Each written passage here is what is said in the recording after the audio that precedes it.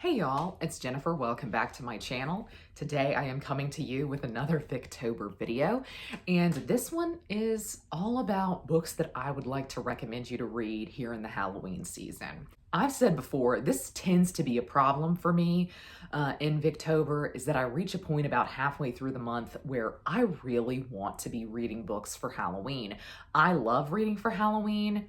Halloween is not actually my favorite holiday because I think Christmas does edge it out, but it is the only holiday throughout the year that I ever theme reading around. And it often causes me to go off track in the second half of Victober because I'm starting to want to read things that are a little bit spookier. But there are plenty of Victorian classics that I think fall under the spooky umbrella that you could read here at Halloween. And there are several that are really big names that I have talked about before. Jekyll and Hyde, Dracula, The Picture of Dorian Gray. There are several really big names. Carmilla is another one that we often talk about during Victober. And so I thought I would talk about 5 that I have read that I feel are, if not more obscure, just maybe not as talked about. One of these I would say is definitely more popular, at least here on BookTube, than the other 4. So we'll definitely start with that one. But I thought that we could talk about maybe 5 more obscure classics recommendations that you might want to pick up this Halloween. Interestingly, the theme for this video is kind of just talking about books that I have read for this Victober. I have really gone off the rails, and I have not stuck to my TBR basically at all, but I knew that would probably happen. And so actually 3, I think, of the 5 that I'm talking about today are books that I have actually read for this Victober. And the first one that I want to talk about is a book that showed up on my TBR, and it is the one of these 5 that I think is the most popular, and that is Uncle Silas by Sheridan Fanu. The other 4 books that I'm going to talk about have pretty overt supernatural sides to the story. And that is one thing I will say about Uncle Silas, and I think this is a mistake that I made. I walked into this assuming that there was a supernatural subplot to this, and there's really not. This is just maybe more straightforwardly a Gothic novel, kind of in the vein of Anne Radcliffe, the late 18th, early 19th century Gothic novels. This definitely feels like an ode to them. This follows our main character, Maud, and a new governess has been hired to come in and take care of her. And there's definitely a very creepy side to this story. I think the thing that makes this one feel Halloween-y is just the vibe and the atmosphere. It's set in a really cool place. Like, it's just a really wonderful setting. It's something you can easily envision, kind of this country house where the plot is taking place. There are some mystery elements. There are things that you have to figure out. And there are just some really great tried and true Gothic tropes that are present here. And I think they're done very, very well. Sometimes I struggle with a Gothic novel of the late 18th, early 19th century, a lot of times because of the language. Because this is Victorian, the language is not nearly as dense. And so I think this is a really great one just to kind of start your journey with Gothic literature with. I would have to say this is my favorite book that I've read for Victober this year, and I am so glad that BookTube really talked this one up. Another of my all-time favorite Victober reads is The Beetle by Richard Marsh. I don't have the opportunity to talk about this one enough. I feel I don't mention this one enough because this really took me by storm, and I would have to say it is one of my favorite Victorian novels. I read this a couple of years ago for Victober, and I had never heard of it, and I probably never would have were it not released in the Penguin English Library edition. This is a very late Victorian classic, and it was published actually the same year as Dracula, and it actually outsold it, which is very interesting. It was more popular at the time than Dracula was. The Beetle is similarly a bit of a mystery story, and it kind of feels a bit like it's in the vein of something like The Moonstone by Wilkie Collins. We have a bunch of different narrators. We're kind of trying to piece things together, but The Beetle is often marketed as a book that is about a mummy. And I really, truly loved this. It's not straightforwardly a mummy book because it's really mostly about a person that can turn into a giant beetle. Which makes it very creepy and very scary for Halloween because I personally really don't like beetles. So I found this pretty scary. But this one is also pretty funny because it's got just this really great level of charm. I don't know how to describe this. Something that I just really love about Victorian literature is kind of their sense of humor. And what I particularly love is when there is a group of guys trying to figure something out. And another book that I'm going to mention here does this as well. And I just think it's funny, kind of the conversations that these people have and how they relate to the situation. And they'll just be like, by Jove, can you believe it? And I can just see how the characters are acting. And I think that's this book's strong suit, is it's very easy to visualize and it's very funny. I do think this book is trying to be funny. Sometimes when I'm laughing at Victorian literature, I think it's because of how poorly some of it has aged, and it's not because a joke is still playing. But in this one, definitely it's true. This one is absolutely hilarious in parts. But this also has a real familiar tone because if you've watched, say, the Mummy movies, or you have watched maybe the old Universal horror films, you see the tropes and the character archetypes specifically present in this book that show up in those films. And I just really enjoy that. One thing I will say, this is very overt in its sexism and racism and xenophobia. And it's one of the few times that it has really stuck out to me in a Victorian novel. I often try to go into a classic understanding that I'm going to encounter at least some of that. And for the most part, going into it with that knowledge kind of alleviates my irritation and my anger a little bit. This one is pretty overt in its sexism and racism specifically.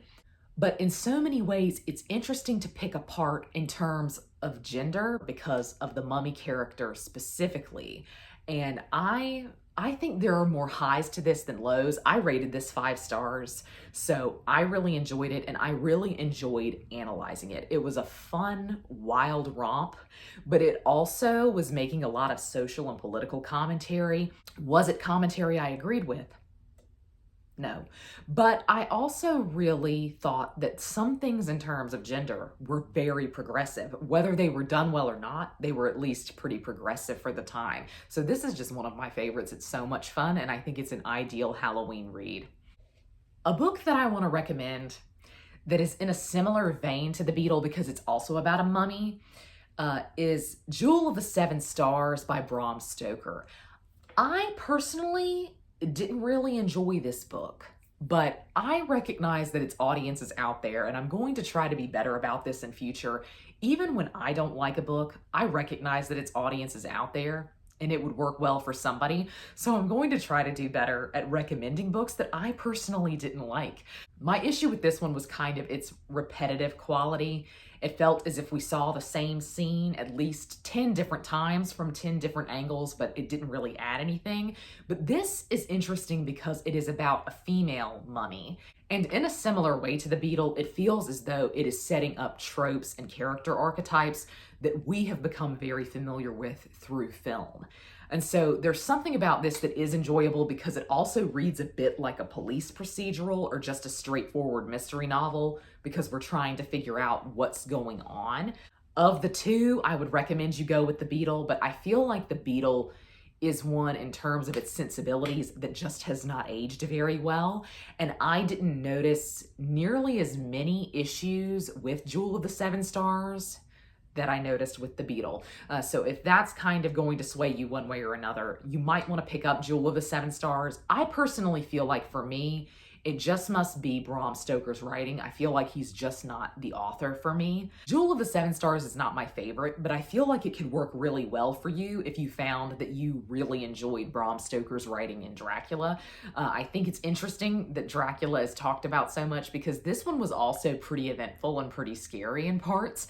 And so this one might be one you should try if you really enjoyed Dracula. Next, I want to recommend The Necromancer. I know I've already recommended this in another recommendations video, and I was fairly harsh on this in my reading sprints at the beginning of the month because I was reading it then and I was at the midway point and I just felt like the book was getting tedious and I felt like the book was getting repetitive.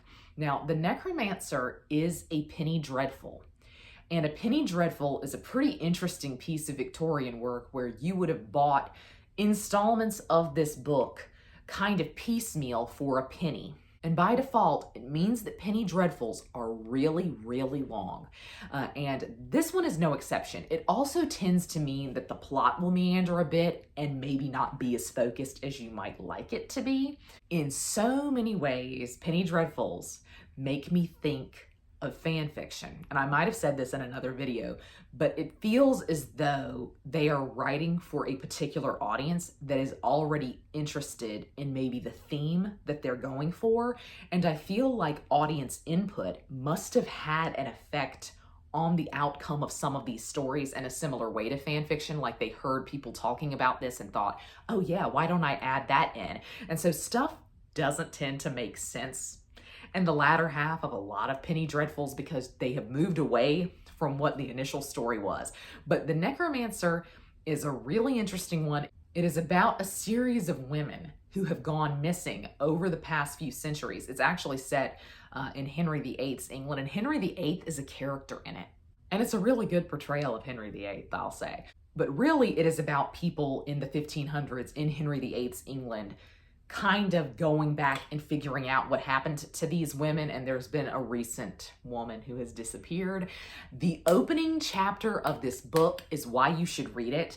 It's so long, and I feel like at a certain point after you have heard how one woman disappeared, you know how they all did, but it's so much fun because members of each of these people's families get together and want to figure out what happened. But the opening chapter is literally one of the women being taken, and it is so gothic, spooky, over the top. It is everything. And I'm going to tell you, literally in this first chapter, a skeletal hand comes out of a closet. I'm not making this up. It comes out of a closet and hands this man a locket. I'm picturing, thing from the Addams Family, but that may not have been what it was. But a skeletal arm literally came out of the closet and handed this man a locket, and I knew I was probably going to enjoy it from that alone. So there's something very over the top and iconically Halloween about this. It is very long and it is very repetitive. Again, I think by default, A Penny Dreadful was being written in installments, and maybe you missed an installment or two and you need a refresher on what was going on. That's kind of what these books were doing, in my opinion. I went into this thinking that A Penny Dreadful would not be written very well, and actually, they're very well written. This one is very verbose. It's just a lot of words on the page that you don't feel like you need, particularly in dialogue. But I think it could work very well for a certain reader. And when I reached the end, I personally found that I really enjoyed the length of it. I found that it really added to my overall enjoyment of the reading experience of the book. And it was just a wonderful read. I read this when a hurricane was coming through. So it was dark and it was stormy, and it was just the perfect time to be reading something like this. So this is a really good Halloween recommendation, in my opinion.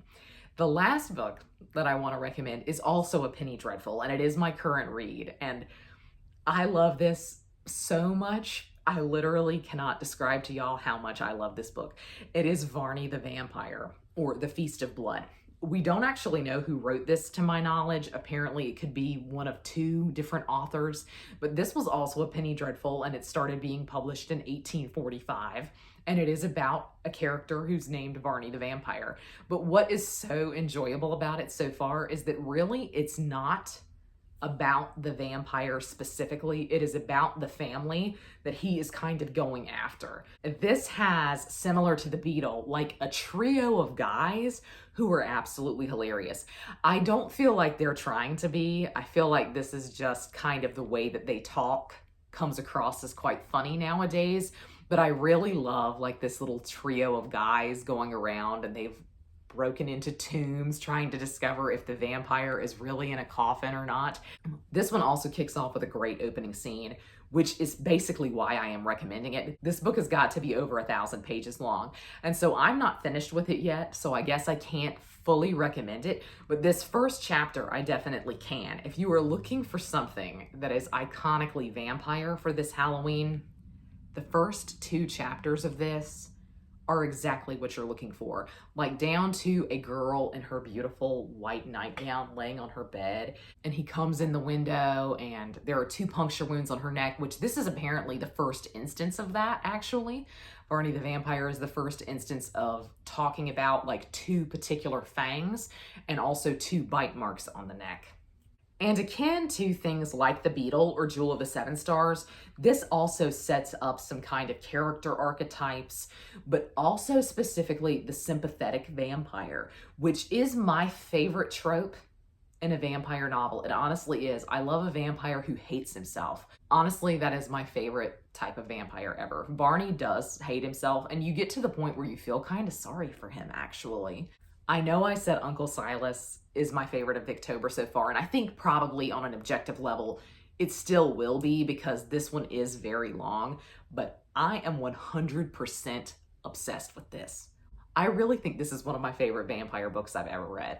And I've read a lot of vampire books in my time, but I really, really love this.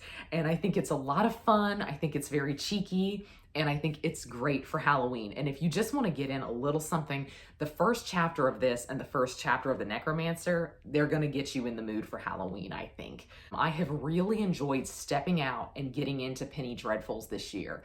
And I think I'm definitely going to carry on. I mean, I'm having a lot of fun with these, and I think I judged them very harshly. Before reading them, I thought that Penny Dreadfuls would be just very terrible, actually. I thought they would be poorly written, and they're not. There's a lot of really beautiful language in both the Necromancer and in Varney the Vampire. And in Barney the Vampire, to me, the characterization is so interesting.